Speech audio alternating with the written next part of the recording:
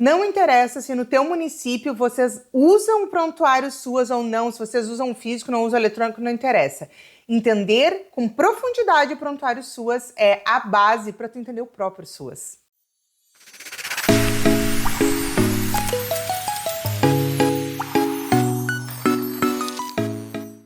Hoje a nossa conversa é para atender um pedido de uma seguidora que pediu então para falar sobre o prontuário SUAS.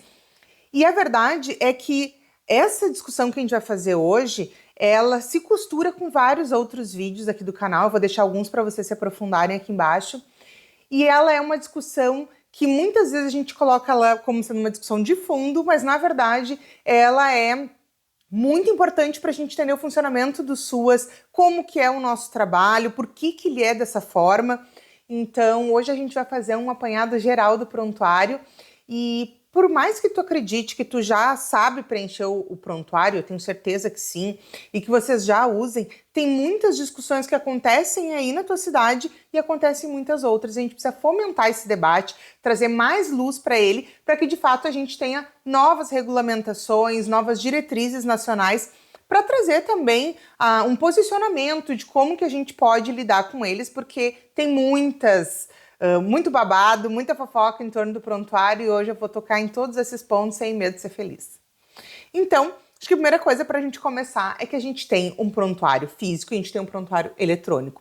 E a gente tem manual dos dois, tem manual do prontuário físico e do prontuário eletrônico. Mas a verdade é que o prontuário eletrônico é uma versão simplificada daquele que a gente tem fisicamente. E ele serve para nos dar essas diretrizes no manual eletrônico, as diretrizes de como que a gente acessa, como que faz as senhas e tudo mais, e o que a gente preenche, quais são os campos que tem disponíveis. E o prontuário físico ele é praticamente um caminho metodológico que vocês já têm aqui no canal, porque eu já falei do método Ponte, que ele abarca totalmente esse processo que vem a pedido, né, que é requisitado para o prontuário SUAS. Então ele já abarca tudo isso, ele está totalmente conectado. Vou deixar vídeo aqui para vocês, desses outros conteúdos para vocês se aprofundarem também. E a ideia do prontuário SUAS é que ele faz uma mudança paradigmática. E aí, dentro das oficinas que a gente estava fazendo para a implantação do prontuário SUAS lá atrás, aqui eu tenho uma fala da Esposati que eu quero ler para vocês, de 2012, então vê que já passou-se mais de uma década aí, se inaugurava e trazia essa mudança paradigmática. E aí a Esposati diz assim, ó, marca efetivamente uma relação com o usuário. O prontuário SUAS pode ser considerado um marco de inclusão do usuário no SUAS. Quando abre-se um prontuário e registra-se o trabalho realizado, firmou-se um vínculo, estabeleceu-se uma relação, estabeleceu-se um horizonte. A mudança paradigmática que se dá do rompimento de práticas imediatistas, assistencialistas e desprofissionalizadas em relação à assistência social para uma prática que prevê, então, um trabalho organizado, sistematizador do saber, que produz dados, que produz informações, que faz uma leitura da realidade e que tem, então, uma ação planejada. Então, essa estruturação da política de assistência social, ela se materializa quando a gente pensa no nosso prontuário. E aí eu quero que a gente pense, assim, que esse processo do prontuário, ele não foi um processo simplesmente, agora começou o prontuário, bora lá. Não, a gente teve várias oficinas de implantação, de multiplicadores, porque a verdade é que tu precisava ensinar um conjunto de pessoas a como manusear o prontuário físico, porque no início a gente não tinha o eletrônico, era só físico, depois a gente vem com o eletrônico, então a gente começar a manusear esse prontuário e depois a gente passar para a vida total de todas as pessoas. E por mais que já tenham se decorrido mais de uma década, a gente ainda tem muitas cidades que não implementaram, principalmente o prontuário eletrônico, e que ainda estão pensando em como fazer um projeto piloto, em como começar. Então, assim, é muito importante que a gente entenda isso e que a gente veja que existe um atraso. E aí eu vou falar com vocês de alguns pontos aqui em relação a esse atraso que também são favorecidos por essa lógica de mercado. Então, o que é o prontuário? Ele é um documento legal, científico, sigiloso. Ele sistematiza de maneira escrita as informações da família. Então, tudo aquilo que a gente faz ali com as famílias, com os indivíduos, nos atendimentos, ela não vem ipsis literis, ela não vai vir um copia e cola do que a pessoa falou, ela vai vir um conhecimento já sistematizado por nós. As anotações ali precisam ser nomeadas, então tu quando faz um registro dentro do prontuário, tu tem que te identificar, né? Tem que botar o teu nome, se tiver carimbo, enfim, botar o carimbo, ali fala da existência de um carimbo, a gente tem uma fã com carimbo, eu nem sou muito fã, mas assim, coisa do carimbo, da assinatura, isso eu acho que sim, tem que ter uma assinatura, tem que ter o nosso registro, né? Tem que ter ali a nossa responsabilidade técnica em cima daqueles dados. E essas informações falam da organização da família e não dos seus membros. Então a gente está querendo dizer aqui que por mais que tu tenha famílias unipessoais, ou por mais que tu tenha alguns membros da família que tu fala mais do que outros, ou que tu tem mais informações do que outros, a gente está falando aqui da família. Essa é a nossa perspectiva. Então, o próprio prontuário, ele também faz uma defesa da perspectiva da matricialidade sociofamiliar. Ele é um documento da unidade, isso é bem importante porque muita gente não sabe e acaba quando o usuário, por exemplo, sai do atendimento PAEF, vai para acompanhamento no PAEF e acaba levando o prontuário junto. E isso não deveria acontecer, porque o prontuário ele é da unidade. Então, se tu tiver um acompanhamento por mais de uma complexidade, cada um vai ter o seu prontuário. Se tu tiver um acompanhamento por uma complexidade que muda para outra, quando for para a outra, vai ser aberto um prontuário lá na outra, então o prontuário fica na unidade.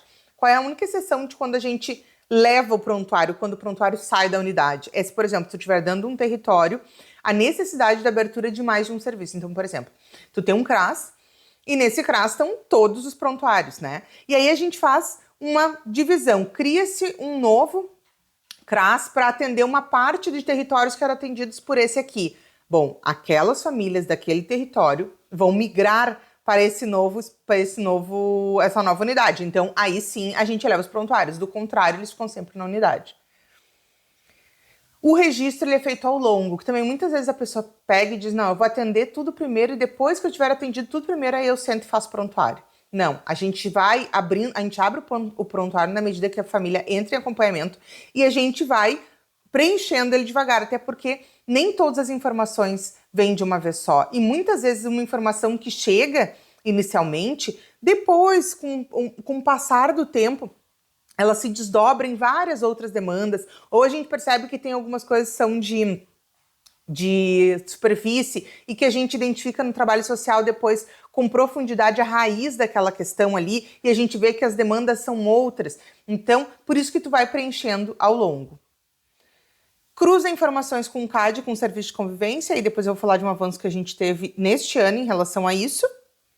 A guarda dos prontuários físicos, então a gente precisa pensar nessa guarda de uma maneira organizada e aí existe uma liberdade para que cada local faça isso. A ideia é que a gente tenha uma diretriz municipal que diga então um pactuado como que a gente vai fazer a guarda, o arquivamento, a manutenção desses nossos documentos físicos, né? Então, por exemplo, tu vai fazer a divisão por território, tem outros que acaba tendo muitos atendimentos, tem muitos prontuários lá de acompanhamento e não tem mais como guardar na unidade, vai guardar direto lá na gestão, em algum arquivo próprio municipal, né, da prefeitura. Então todas as pactuações são feitas pelo município e definidas de como que a gente vai guardar. E aí ele fala que dá como ideias fazer a questão territorial, ou então por ordem alfabética, ou por uma numeração, e a gente tem um controle sobre isso para quando a gente precisa acessar esse prontuário. Então uma família que não vem há muito tempo na assistência e depois volta. Como que eu faço se eu não tenho lá no prontuário eletrônico para eu identificar se essa família já teve um atendimento? É justamente olhando o nosso arquivo. E aí esse arquivo ele precisa estar organizado, ali diz que pode ser uma organização numa planilha física ou numa planilha virtual, mas sinceramente eu nem cogito a ideia de uma planilha física. Para mim essa planilha tem que ser virtual, para que a gente tenha mais fácil acesso, seja mais fácil a procura. Por exemplo, se tu tem lá 200, 300 nomes, olha o tempo que tu vai ali para olhar e muitas vezes a gente tem, por exemplo, arquivos que eles estão no nome da referência. Só que tem outros membros da família, por exemplo, tu tem filhos que tiveram atendimento e aí tu tá procurando pelo nome do filho e o nome do filho não tá, por exemplo, lá no principal, né? Então, isso até é isso, pra gente ter mais dados e poder facilitar mais a localização de prontuários, que muitas vezes tu tem uma pessoa adulta vindo, mas que ela foi atendida quando criança, sabe? Tu precisa ter esse detalhamento, uma planilha física te atrapalharia muito, então uma planilha virtual é muito melhor. Direitos do usuário. Aqui a gente tem uma questão que é assim, ó, de muita discussão. Muitas pessoas têm medo de que os usuários saibam que eles podem solicitar uma cópia do prontuário. E aí, isso tem várias questões aí no meio. Uma delas é, o usuário vai saber o que eu escrevi. E aí, o que eu escrevi não era só um fato, não era um encaminhamento, não era uma situação concreta que aconteceu, que eu registrei ali. Eram as minhas percepções. É o que eu achei da família. E aí, eu me vejo constrangida ou me vejo violada porque o usuário quer olhar o prontuário. Mas, por exemplo, se isso fosse lá na saúde, provavelmente a gente acharia tudo normal. A pessoa querer saber da sua evolução ali de saúde, dos seus problemas de saúde, dos procedimentos que foram feitos em relação à saúde. Ah, ela tomou uma injeção do remédio tal. Ah, parece para nós normal que a gente queira olhar o prontuário de saúde e saber o que acontece com a gente. Por que isso não é normal na assistência? Qual é a raiz disso? Quando a gente pensa no tanto que a gente julga as outras pessoas, em como que a gente faz dentro dos nossos escritos, não só um julgamento, mas a gente prevê coisas que não aconteceram e muitas vezes a gente registra isso, coisas que a gente tem medo que aconteça, coisas que fazem parte da nossa rotina técnica de levantar hipóteses, porém não descrever. Quantas vezes a gente estigmatiza, quantas vezes a gente reforça processos estigmatizantes com os usuários nos nossos escritos. E é disso que se trata, porque olhar os escritos não deveria ser um problema para nós. Para nós, não. Deveria ser um problema para a própria família. Porque muitas vezes o que acontece é que a família, quando vem conversar com a gente, tu tem um membro conversando e tu tem outro. Às vezes tu faz atendimentos conjuntos, às vezes tu faz atendimentos separados. E nos atendimentos separados, a família traz questões uns dos outros, que muitas vezes a gente tem que fazer um registro. E nesses registros, para tu preservar o sigilo de todas as pessoas, nem sempre tu consegue que todo mundo possa acessar. Então, por exemplo, vou dizer um caso bem clássico, tá? Tu tem um casal em que existe uma situação de violência doméstica. O prontuário não é só da mulher que tu tá atendendo, ela é da família, lembra? Então, o homem poderia, né, olhar ali aquele prontuário e ver que aquela mulher disse em algum momento que ele agredia ela. Bom, isso pode? É óbvio que não, porque tem que preservar o sigilo dela. Então, tu só pode mostrar isso para ele se houver autorização dela. E isso é uma peculiaridade porque o prontuário ele é familiar, enquanto que lá na saúde ele é um prontuário individual, né, pela pessoa. Então aqui a gente tem essa questão. E por isso que a garantia desse direito que o usuário tem de olhar, né, de poder até ter uma cópia do seu prontuário, ela é mediada tecnicamente. Então pressupõe a necessidade da avaliação técnica. Ou seja, o técnico tem que dizer que sim, que pode entregar, mas o dizer que sim pode entregar não significa se a pessoa pode olhar ou não o que tu escreveu, mas sim significa dizer se o que ela vai olhar ali em relação aos outros membros da família não prejudica a privacidade e o sigilo dessas outras pessoas. Então, isso é uma questão muito polêmica, que a gente discute muito e tem muito a ver com como que a gente conduz o nosso trabalho. Tem uma questão que é de maus escritos, que é a gente não saber o que deve ou não deve colocar, e aí eu já quero te dizer que lá no Universo Social a gente tem uma formação específica só para documentações, em que eu vou trazer todas essas questões, já está entrando lá as aulas, em que eu trago todas as questões do que pode ou não pode, de como deve ou não deve fazer esse processo de registro. E tem o problema do como a gente conduz com a família o que a gente escreve. Que a questão é, quando a gente tem uma avaliação técnica sobre a família, como que a gente formaliza essa nossa avaliação para a família? A família tem ideia do que a gente pensa, do que a gente avalia? Muitas vezes não. E é justamente aí que tem o nosso medo.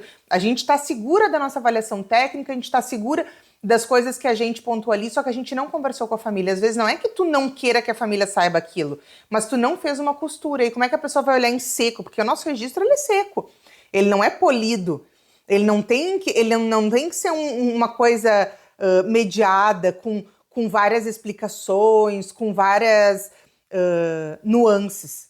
Ele é para ser seco mesmo ali, sabe? Na nossa evolução. Dia tal, fiz tal coisa, não sei o que, é isso. Como que tu conduz isso para que quando a família olha o prontuário, ela entenda? E aí a gente está falando de transparência do atendimento do nosso processo de trabalho, não é nossa pauta de hoje, mas é importante porque essa discussão aqui sobre o direito dos usuários a ver o prontuário está totalmente conectada com isso aqui. Por que que o prontuário SUAS tem tanta resistência, seja físico ou virtual? Por que ele tem tanta resistência? E aqui eu trago alguns pontos que para mim são chave. O primeiro é: produção e sistematização de dados ainda é vista como uma tarefa, ainda é visto como uma ação secundária e ela está totalmente ligada à sobrecarga.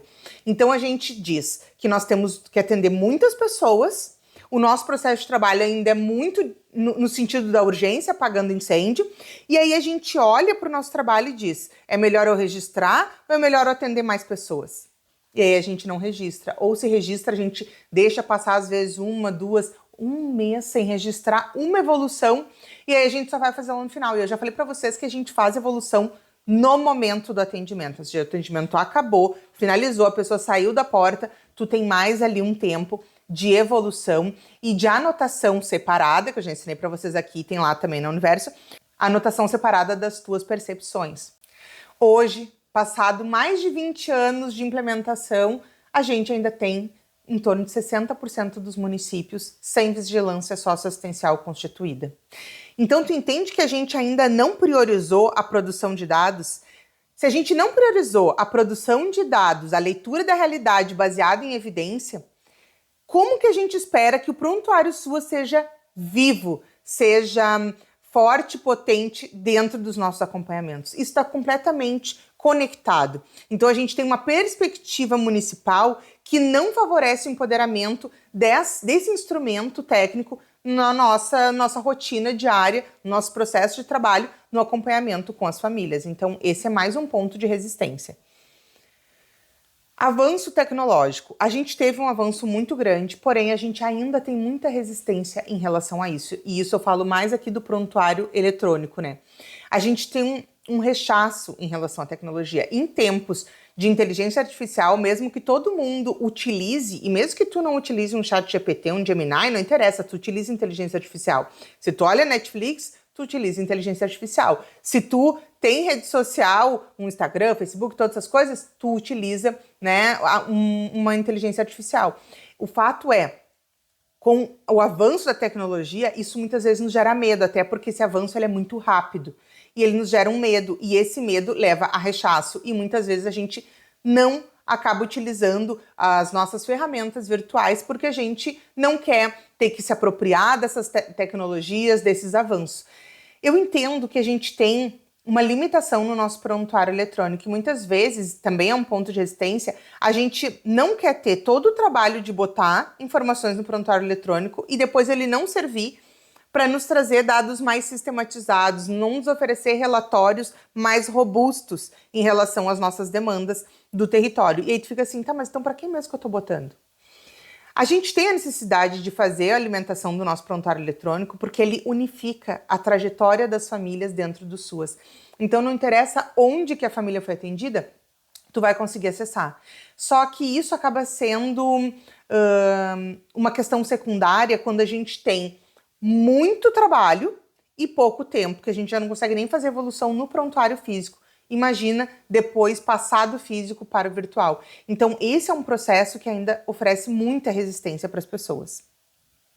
E com isso, o que a gente abriu? A gente abriu com isso uma brecha de mercado. E hoje a gente tem muitos lugares, muitas empresas focadas em vender software, que é o quê? É fazer um prontuário paralelo. E com isso a gente tira essa capacidade da gente ter uma gestão nacional da produção de informações em relação às famílias, uma produção muito mais qualificada, diferente dos limites que a gente tem lá no CAD, que também faz um levantamento das famílias, muito também de viés socioeconômico, mas não só. E lá tem uma limitação muito concreta de dados, enquanto que aqui a gente teria dados muito mais ricos, muito mais qualificados, mais minuciosos. Só que isso acaba se perdendo quando a gente tem diversos softwares que concorrem, né? Privados que concorrem com a ideia da gente ter um prontuário unificado, e é algo que a gente tem que pensar. Não vou aprofundar aqui essa questão, mas assim, quero muito fazer esse debate, então se tu também quer, tu bota aqui pra gente se encontrar e fazer esse debate numa aula ao vivo, que eu vou amar fazer isso. E a questão é que o prontuário SUAS, ele consegue, tanto físico quanto eletrônico, tá, gente? Efetivar a nossa tríade, o nosso tripé que sustenta o SUAS, que é vigilância socioassistencial, gestão do trabalho e educação permanente. Eu defendo isso sempre aqui no canal e eu gosto de te provar como que essas três se materializam em tudo dentro do SUAS. E aqui de novo. Então vamos pensar. Ele é um instrumento técnico que organiza, qualifica as informações necessárias para o diagnóstico de situações familiares e dos indivíduos, mas também um diagnóstico dos territórios. Ele contribui para o planejamento de ações para as famílias de acompanhamento, mas para o território de âmbito protetivo, proativo, preventivo. E acompanha o processo de desenvolvimento do trabalho social. Então, isso é a gente aglutinar esse tripé. E aí, o que a gente tem aqui? O prontuário eletrônico, ele nos dá uma concepção de trabalho. Ele define temáticas, pontos importantes, ele anuncia vulnerabilidades com as quais a gente trabalha, não se restringe, porque ele não é um documento restritivo, a gente tem uma autonomia profissional, mas ele nos orienta, e essa orientação é muito importante para essa concepção de trabalho. Ele nos oferece um caminho metodológico, vou botar aqui para vocês o vídeo em que eu falo do método Ponte, são 6 passos do acompanhamento.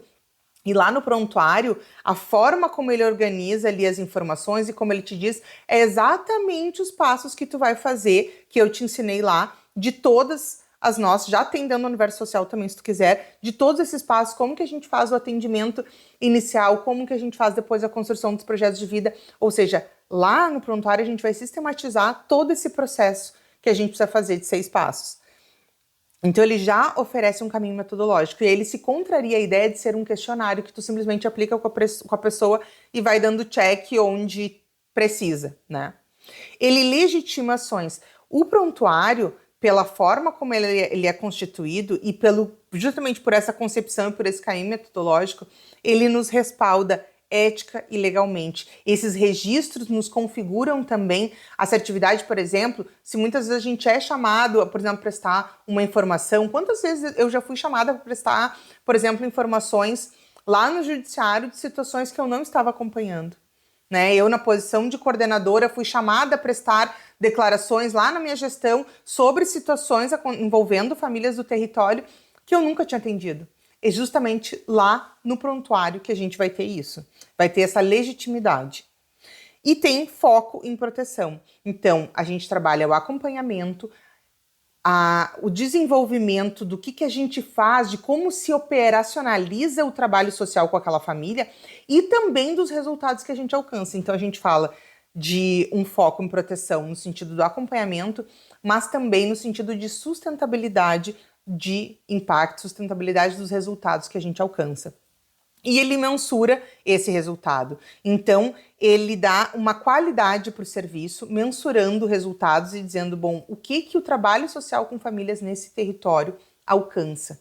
Com todas as demandas, com todas as vulnerabilidades, riscos, com todas as potencialidades que a gente identifica nesse território. Quando a gente articula essas informações, a gente consegue olhar para isso. E aí, qual é o avanço que a gente teve, que eu acho que nos ajuda com todo esse processo, é que a gente tinha antes, assim, quando tu vai botar o prontuário físico para o prontuário eletrônico, tu precisa que as famílias estejam cadastradas no CAD, senão tu tinha que ir lá fazer esse cadastro e ele podia levar até 60 dias para atualizar. Então a gente tinha uma integração muito frágil. Com os avanços que a gente teve no CAD esse ano, que foram vários, a gente também conseguiu avançar nisso. Então, hoje a gente tem uma integração com o CAD e com a base de dados também do serviço de convivência, só que essa integração ela é em tempo real. Então, isso fez muita diferença para a gente ter sempre atualizado, que tu imagina, levar até 60 dias, 2 meses depois, para tu conseguir fazer, tem coisas que já foi, né? A gente precisa ter em tempo real, então a gente teve esse avanço agora e eu acho que isso vai ser muito bom para a gente pensar em uma melhora do nosso prontuário SUAS. E aí eu listei aqui uma série de atualizações que, na minha opinião, tem que acontecer no prontuário SUAS para ele estar adaptado ao que a gente vive hoje. E eu não estou dizendo que essas atualizações, na minha opinião, são obrigatórias, mas são coisas que eu vejo não só pelo trabalho que eu realizo, mas eu vejo também com outras alunas, conversando, falando muitas vezes com coordenadoras, tá, de unidades, principalmente coordenadoras de CRAS. Tem muitos questionamentos, porque tem que gestar esse processo, tem muitos questionamentos. Então eu trago aqui algumas atualizações que eu acho que a gente precisa pensar, que a gente precisa discutir. E elas se dividem aqui, eu dividi elas em atualizações de ordem técnica e atualizações de ordem política. E depois eu vou falar do que a gente pode fazer hoje, independente de atualização ou não, tá? Então, atualização técnica. A gente tem uma mudança no perfil das famílias e das demandas que chegam para o SUAS. E aí, o prontuário eletrônico admite só as famílias que estão no cadastro único. Então, aí precisaria que a gente pensasse, porque quando a gente pensa nas famílias do cadastro único, a gente pensa num perfil. E muitas vezes as famílias que a gente está fazendo acompanhamento não estão no perfil que vão se cadastrar lá no CAD para, por exemplo, entrar para acompanhamento no Bolsa Família, por exemplo. Só que a gente, lá atrás, quando a gente pensava nesse público sendo o público prioritário da assistência. E hoje a gente tem uma demanda diferente, então a gente precisa atualizar isso, que ou a gente aumenta o perfil do CAD, ou a gente vai ter famílias dentro do prontuário SUAS eletrônico sendo cadastradas mesmo sem ter o cadastro lá no CAD único. Destinado para as famílias em acompanhamento PAIF ou PAEF. Eu entendo que a gente precisa cadastrar não só as famílias que estão em acompanhamento. E isso se deve ao fato de que a gente tem muitas famílias que recebem atendimentos periódicos e que não entram nunca em acompanhamento. Sabe aquelas famílias que tem uma questão, às vezes tu fica ali 1, 2 meses atendendo, resolveu, acabou, foi, não tá mais aqui no SUAS, não entrou para acompanhamento, tudo jóia. Passa um tempo, ela volta. E tu faz de novo os atendimentos, parará, cessa, resolveu, tá tudo jóia. E aí o que a gente faz? Porque essas famílias são aquelas famílias que estão no limite. E essa família que está no limite, a gente tem que ter dados dela. Então, essa é uma atualização que eu acho que é bem importante da gente pensar como que a gente introduz para a gente ter dados unificados realmente de prontuário SUAS e do perfil das famílias da assistência social atualizado. Como que a gente faz para incluir esse público? É um público que não entra em acompanhamento, portanto, não é aberto o prontuário SUAS, e na grande maioria das vezes não é aberto, inclusive fisicamente, então, porque ele é aberto na medida que tem um acompanhamento. Então, o que tu tem dessa família? Onde que tu contabiliza esses dados? Então, isso eu acho que é um avanço que a gente tem que ter. E é lá, depois, quando a gente for falar do que tu pode fazer hoje, tu pode construir, sim, uma ferramenta no âmbito da gestão de CRAS e de CREAS para fazer essa coleta de dados, tá? O nosso prontuário, ele é exclusivo para técnicos de nível superior. A equipe técnica, ela é considerada profissionais de nível superior e de nível médio. Então, tu tem no nível superior vários profissionais, mas prioritariamente tu tem assistente social, psicólogo, e aí tu tem advogados, principalmente no âmbito do CREAS, né? E aí tu pode ter pedagogos, pode ter outros profissionais, mas tu tem basicamente esses, tá?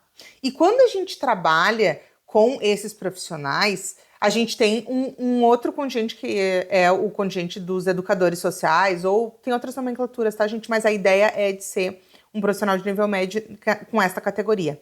Só que eles não têm uma regulamentação. E tu entende que a gente tem parte da equipe, então, com profissões extremamente regulamentadas e uma outra parte da equipe que não tem regulamentação.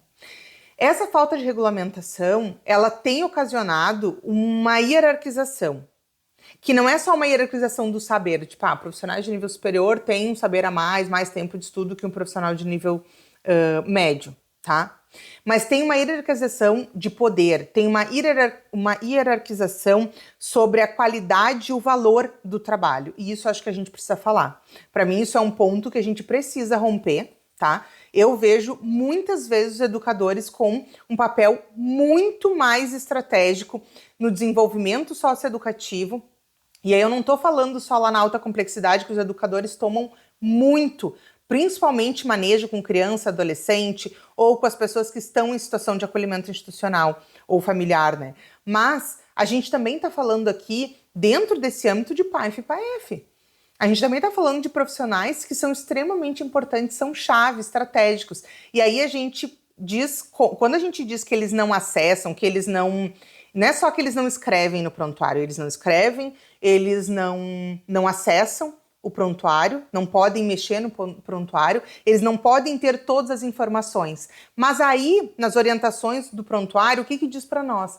Que tem que ser feita uma pactuação em âmbito local. Então, os municípios ou as suas unidades têm que pactuar o que a gente considera como estritamente necessário e relevante de ser compartilhado. Só que isso é muito subjetivo. Isso acaba sendo, assim, uma discussão que depende muito dessas questões anteriores sobre valorização do trabalho. Sabe? Sobre a ideia de um trabalho multidisciplinar, que eu estou aqui numa perspectiva com você sempre de trabalho interdisciplinar e transdisciplinar. Então, para mim, eu nem penso mais no multi, tá? Mas aqui ainda é uma esfera de trabalho multidisciplinar, pensando ainda isso. Então, passa por várias questões. E aí, eu vejo que muito se dá porque a gente não tem uma regulamentação dessa profissão de educador social e com isso a gente não tem um regramento específico de sigilo.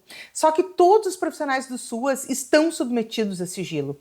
Isso está na Constituição, isso está em todos os nossos documentos e diretrizes do SUAS, então para mim isso não seria argumento para inviabilizar o acesso à história da família, até porque essas pessoas, os educadores, esses profissionais atendem a família. Eles coletam informações que não chegam pelos técnicos, que não são, nunca é conversado muitas vezes com os técnicos, mas são conversados com os educadores que estão numa outra posição com a família.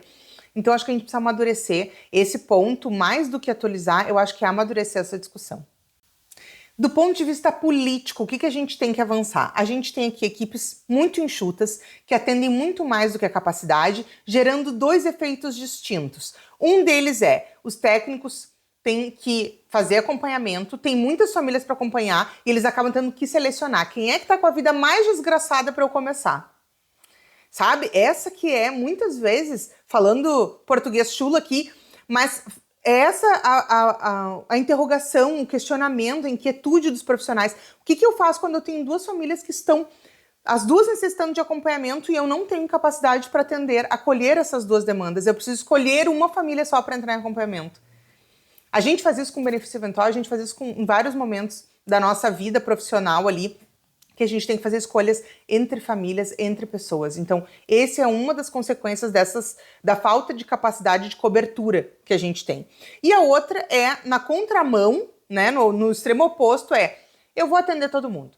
Todo mundo que precisa de acompanhamento, eu vou abraçar e vou botar em acompanhamento. Só que daí, a minha capacidade de responder esse acompanhamento é muito pequena. Então, aquilo que eu deveria fazer em 1, 2, 3 meses, eu demoro 1 ano, mais às vezes, porque as coisas até meio que vão se ajeitando sozinhas, sem nenhuma intervenção minha, porque eu não dou conta de fazer. Eu tenho tanta gente para acompanhar que eu não consigo fazer nenhuma intervenção com cada acompanhamento meu por mês. Então, tu entende que de um jeito ou de outro é muito ruim e a gente tem que atentar que esse problema não é técnico, esse problema é político, ele é da ordem do processo de como está estruturado o SUAS naquele município. É disso que se trata. Questão dos softwares concorrentes versus a gente ter uma memória unificada da trajetória das famílias. Eu acho que esse debate tem que vir mais. Eu tenho muitas dúvidas sobre isso, sobre como que funcionam esses softwares, como que eles se conectam ou não conectam com o prontuário SUAS. Não consegui achar essa resposta, é uma das minhas interrogações. Então, acho que a gente precisa avançar nessa discussão politicamente, e aí a gente tem que chamar o Congemas e o FONSES, que são, no caso, o Congemas é dos municípios, né, um coletivo dos municípios, e o FONSES, um coletivo, né, um fórum para a gente ter dos estados, então dos secretários de estado. Então tu vê que a gente tem no âmbito estadual e no âmbito municipal esferas de discussão que perpassam todas essas questões. E como que a gente faz para ter uma efetividade da gestão nacional do SUAS quando a gente tem essa fragmentação, onde cada município tem feito a sua forma, uns têm aderido ao prontuário SUAS, outros aboliram o prontuário SUAS e só tem um software. A gente tem mais de um software no mercado, então não são iguais, eles não produzem informações iguais, então tem todas essas diferenças, então isso é um ponto que a gente precisa ver. E aí, o que a gente pode avançar hoje? Hoje a gente pode melhorar os nossos fluxos e as nossas rotinas de trabalho. A gente pode ter formação continuada dos profissionais para melhorar tanto o nosso processo de trabalho, de desenvolvimento do trabalho social com famílias, quanto especificamente para o preenchimento, para a condução do prontuário SUAS. Fazer essas pactuações não só em relação ao sigilo, mas em relação ao nosso processo de trabalho mesmo. Isso são coisas que a gente pode fazer hoje que mudam muito a qualidade do nosso trabalho. E fazer um reconhecimento dessa complementariedade entre gestão e execução e como que a gente faz isso funcionar como uma engrenagem que se retroalimenta e não como algo que se choca e sempre a gente fica pensando, quem tá lá na gestão não sabe o que está acontecendo aqui na ponta. E o pessoal que está lá na gestão diz, o pessoal que está na ponta não entende como é difícil e como é pesado o trabalho político que é feito aqui na gestão. Então a gente acaba se confrontando em vez de funcionar juntos. E quais são os resultados que a gente tem imediatos ao promover essas mudanças hoje, que não depende de dinheiro, não depende de novas diretrizes? Atualizar os nossos diagnósticos socioterritoriais, que são importantíssimos, planejar os nossos serviços de uma forma qualificada, ajustando as ofertas às demandas reais do território, propor ações coletivas, ou seja, a gente sair da esfera só do atendimento individual e realmente fazer um atendimento coletivo. A coletividade é muito importante dentro do SUAS, e consolidar essa política como uma política pública organizada, eficaz e que gera resultados, gera impacto social. Gente, eu vou deixar para vocês esse material de tudo isso que a gente conversou hoje para tu baixar lá no Universo Social. Então vai lá, te cadastra, baixa o aplicativo, tem aqui na descrição para tu só clicar e ir, que lá tu vai receber também notificação de materiais novos que chegam tanto gratuitos quanto para ti, que é minha aluna lá. Beijão!